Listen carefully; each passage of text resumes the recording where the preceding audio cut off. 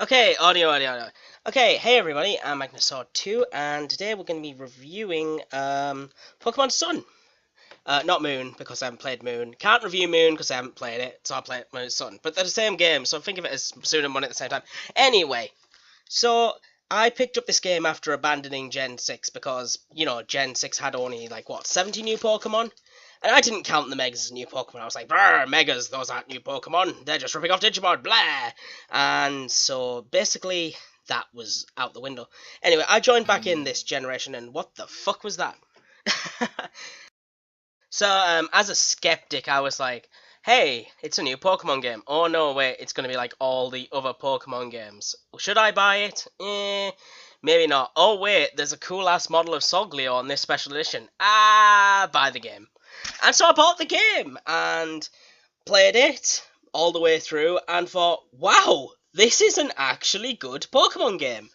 And obviously, I'd have been like the same with the first five, so this isn't really it isn't really a new thing. But I was honestly surprised. I was expecting the same thing I've played every single time before. I mean, the last one I played was, I think it was White 2. And I was like, this is good, story's good, but So Gen 6 didn't happen, and then Gen 7, I was like, wow, look at it. Look at all these islands. Look at the new designs. I mean, that's the biggest part of this. Out of the 80 Pokemon, I have not found one bad design on a Pokemon. And I'm like, huh? What? No bads? No bads? I mean, when I first saw the sprites, I was skeptical. But then I actually saw the 3D models and went, these are actually pretty damn good. I mean, special shout out to Tapu Fini, who has basically gained my heart as one of my new favourite Pokemon, and Rockruff. Rockruff being a dog, and me being a dog person, it kind of really just went, yay! So I started the game up and saw, oh look, 4 different character avatars.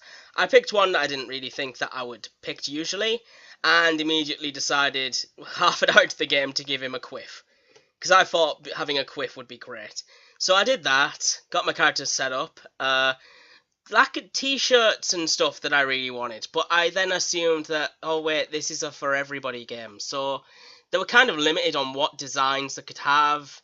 One small thing, why do I have to wear cargo pants? Like, there was nothing but cargo pants. I mean, why can't I wear trousers? I mean, I know that your avatar's supposed to be like a 10-year-old kid, and maybe kids like to have shorts in Japan, but I was like, I want to wear trousers. Why can I not wear trousers?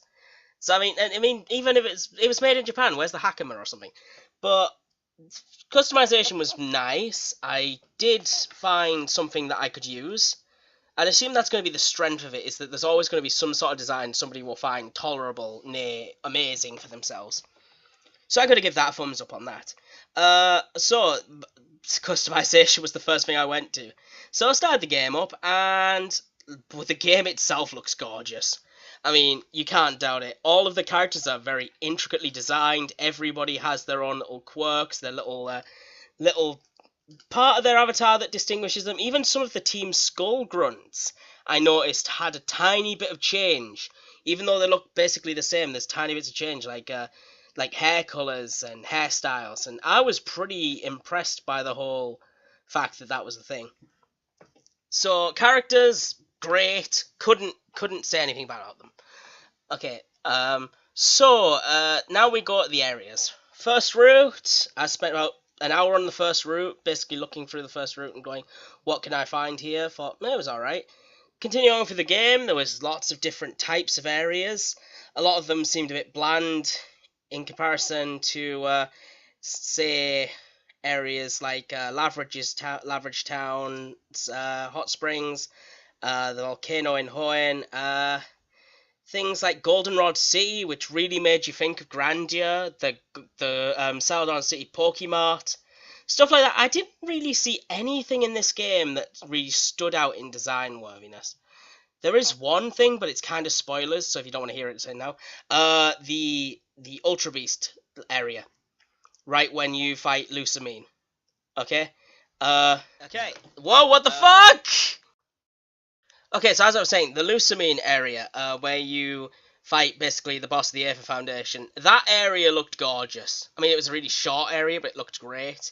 I mean, that fight itself was worthy of a final, like, evil boss fight. It didn't compare to the end of it. So now we'll get out of spoiler territory and say, the Elite Four rooms. Hey, those things were gorgeous. But they were Elite Four rooms, so I can't really say anything more than woohoo, pretty, really made everything epic as they always do. Your big seat at the end, where you sit on it and you're like, I'm the champ. It's alright, I guess. Could have been better. I mean, it's not like the Game of Thrones run. But yeah. So let's go forward from area design to the actual enemies themselves. Let's see, Team Skull. Oh dear, what do I say about Team Skull? I was quite disappointed that they didn't start randomly dabbing, because if I wanted to beat someone up, I would love them to be dabbing while I beat the shit out of them mercilessly. I mean, that would be great. Plumeria, the sort of like big sister type character, she was alright. She seemed a lot like Jessie from the anime to me. Except without the comic relief, you know? She was fun to fight. Team Skull Boss Guzmo was a complete disappointment. I didn't see anything noteworthy about him, but it's well made up for it by the fact that the 8th Foundation are the real bad guys. The one thing I didn't know is, is Guzma Gladian and Lily's dad? I mean, it was kind of implied, but nah, I don't know. Then we go on to the 8th Foundation. Faber reminded me a lot of a guy from Bleach, the crazy scientist guy. Wick turned out not to be evil, and I was really upset that you couldn't fight her. I mean, they could have given her, like, an Ultra Beast at the end or something, but hey, I mean, she didn't need to be in it. Lusamine as a villain. Abusive mom. Great thing for kids to beat up. I mean, I can imagine this really helping out kids who are being abused by parental figures, going, hey, I don't need to take this person's a bad person. Nintendo told me so. And that might give them the strength to try and do something at it. Hopefully not in a really bad way, but they're not just like throwing the dog at your mum going, I don't have to take this! But I do like the message trying to get across, and I appreciate that. Okay, graphics. Basically, graphics were good. I got lag spikes every now and again. Doesn't matter much. It only happened when there was like more than one thing on the screen.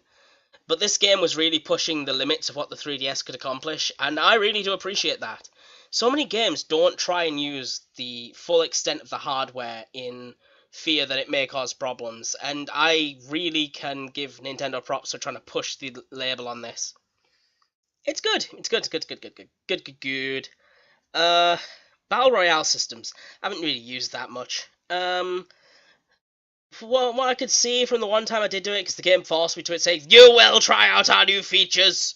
We spent £50,000 on this one feature in this game. You will try it at least once. It was alright. I guess the turn system could use better. I think it's probably highly abusable. I don't know. It's a good feature. Battle Tree. Fighting different things from previous games. Fantastic. I could always do with fighting other people from other games. Not bad. Not bad at all. Story was great. Like, I've been going about Team Skull and F Foundation, but the whole changing of the gym leader thing into trials, which were basically just gym leaders with added gimmicks and totem Pokemon. I heard something funny. If you buy Pokemon Sun, your totem Pokemon won't be the same as the ones you fight in Pokemon Moon. Way to get us to try and buy both of those different things with different bosses, Nintendo. It's really, really cool. I remember them doing a similar thing with Mega Man Battle Network games, where they would give you like different bosses and different avatars using that. Great idea, great premise. Let me think. What else have we got? Kahuna Matatas. It's an alright concept. You've got like your Elite Four, except they're not the Elite Four, going through the story. Really surprised when I went in the Elite Four and that little girl showed up from the Ghost Trial and was like, sup, my dad didn't want to make it. Oh, is it Granddad? I don't care. I was like, oh, oh, I wasn't expecting to fight ghosts. What are you doing? And then there's just this pro golfer shows up, and you're like, where the fuck did you come from? I was really hoping they were going to throw it out of left field and put that trial captain you meet at the top of Pony Canyon. Be like, oh, you're that strong. That makes sense. No wonder we couldn't fight you. But no, we don't get a fairy type Elite Four member this time. We get pro golfer, who is obviously there to endorse Mario golfing. So play Pokemon and get Mario golfing, guys. Oh dang. Ooh, let me think. What else is there to talk about? Legendaries. Yes, legendaries. I was quite weirded out by the legendaries in this one. I mean, sure, we get the Tapus, and I'll keep on going out Tapu Fini till the day I die, who is probably one of the best legendaries I've ever seen. But, yeah, Tapus, they all have their own little quirks. Like, Tapu Koko's a rock star, Tapu Lele is, like, an environmentalist, sort of. Tapu Bufu has an anger management issue, and Tapu Fini is lazy. I loved it. I loved those little quirks they gave to the legendaries. That was good. And they're sort of like deities to the people when really they just want to sit still and do nothing. That's cool. Ultra Beasts. Oh no. Why? Why are Ultra Beasts a thing? Oh god. So you know how in Pokemon almost everything makes sense, and like the Pokemon's looks give to their types. Well, they needed some really odd-looking motherfuckers just to get these weird typings out. So they decide to go for these things that look like viruses, like actual viruses. You know, like the cold virus. And these things just come up, and then this music comes on, which is the most ear-gratingly upsetting noise I've ever heard in my life. Oh god. But what are they? Are they legendaries? Are they not? I mean, there's a floating jellyfish. There's a fucking ab-ridden bug who who looks like if the thing from A Bug's Life took steroids. Then we've got, like, anorexic Jessica Rabbit. Pheromosa. I still don't know what's going on with that. We've got a fucking Christmas tree decoration called Circuitry, who electrifies people and is basically circuits. Celesteela, who by all rights should flop to the ground instead of being able to fly, as a steel flying type that isn't Skarmory. Oh dear god. Hang on, then there's Kartana, who pretty much looks like a paper folded plane. What's up with that? I don't even. And finally we've got Guzzlord, who I could swear is from a Ghostbusters cartoon. I can't prove it, I don't know where I got it from, but I'm sure he's from Ghostbusters. Ultra Beasts are the wackiest thing I've ever seen Pokemon. It's ballsy. I don't like them. Their designs are good, but their entire concept, I just, no, why? Why are you in here? You're going to make children think that viruses are good and they can catch them for... Look, Mommy, I'm going to go catch the common cold. Pokemon told me they looked good. No, Billy, no! But no, dang it. I can't get behind Ultra Beasts. I mean, sure, I'll use them in my team, but I just can't get behind the fact they exist. What the heck? Then there's Necrozma, who looks like he has a pyramid on his back. So, insert pyramid joke here. He's supposed to be like the Mewtwo-ish thing from this, but he's a pure psychic type. You're not allowed to use him in the battle tree, so I'm just like, meh. What am I going to use him for? And finally, on to the big ones. Solgaleo and Lunala. Oh my god, I was not at all behind Lunala when I started, but then finally seeing it in 3D, I was like, ah, it looks like a frisbee. And Solgaleo, you know me, I'm a dog person, and it looks like a giant dog who's going to kill everything. I loved it to bits. Please, more Solgaleo stuff in the future. I absolutely love its look.